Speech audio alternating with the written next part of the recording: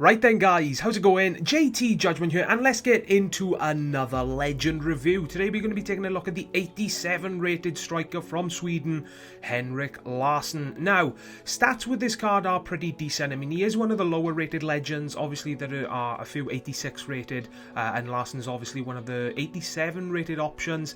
Is he worth the coins, guys? And is he worth the time in buying for yourselves? Hopefully I will get through everything in this video and help you decide for yourselves whether or not to purchase him. Now, stats with this card is absolutely they're pretty decent, you know. 88 attack positioning, 87 acceleration, 89 on the agility, 85 reactions, 89 finishing, 85 heading accuracy, 84 ball control. To be honest, guys, for an 87 rated legend, his stats are pretty fantastic. In game, he plays half decently as well, you know. The thing that I found really strange though, guys, about Larsson is that he was a striker that seemed to score me decent goals and quite a few goals, but I didn't exactly enjoy using him that much. Have you guys ever experienced that? I mean, a striker or a centre forward who does the job half decently, but you don't really enjoy using them. It's hard to explain. I guess it's something that you have to experience yourself in game to you know, understand exactly what I'm talking about. Let me know,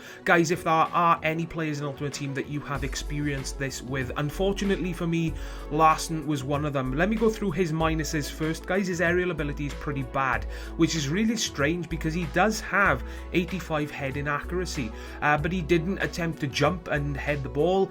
He didn't make any attempt to head the ball whatsoever, thinking of it, guys. So his aerial ability for me was crap.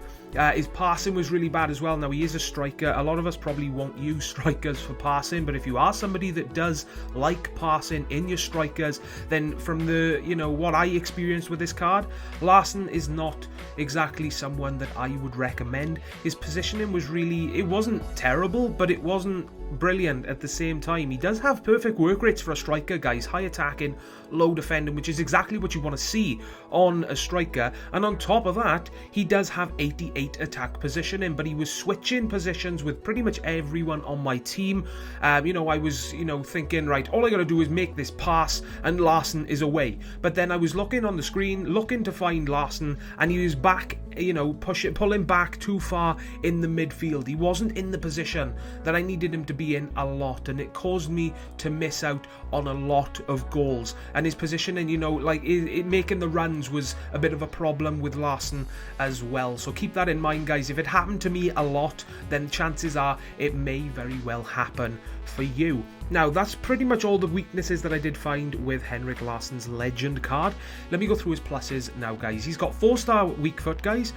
I had no problems. I mean, his weak foot for me was fine. He didn't exactly challenge the keepers that I came up against from a distance and outside the box, but inside the box, he was very, very reliable for me.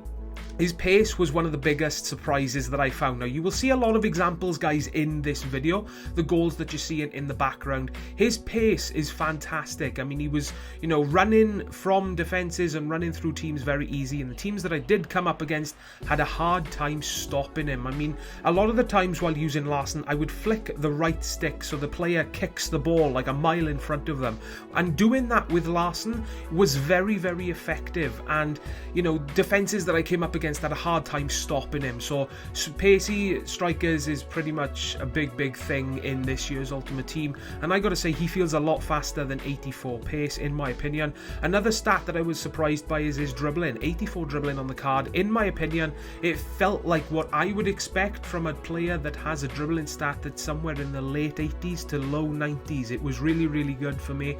His shooting was fantastic. He scored some pretty decent goals for me. Volleys, long shots, you name it, they're pretty much all in this video. And his finishing inside the box as well, guys. Pretty much shooting in general with this card, left foot or right foot, was fantastic.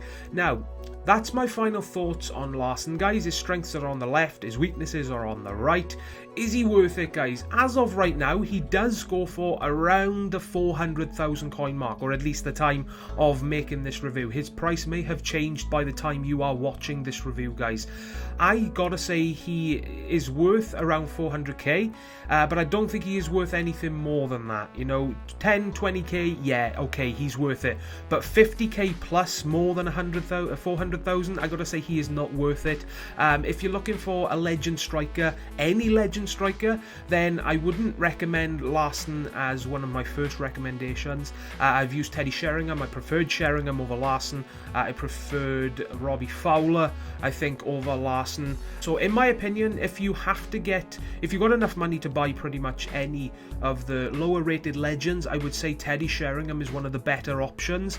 But if you have to use Larsson for, let's say, chemistry reasons, then he's half decent, guys. He scored me some fantastic goals, but I just don't think he is worth anything more than 400k. And that's going to wrap up this Henrik Larsson review, guys. If it did help you decide, guys, whether or not to purchase him for yourself, then a like is greatly appreciated. Subscribe now for more to come in the future, and as always from me, please take care, and I will see you all next time.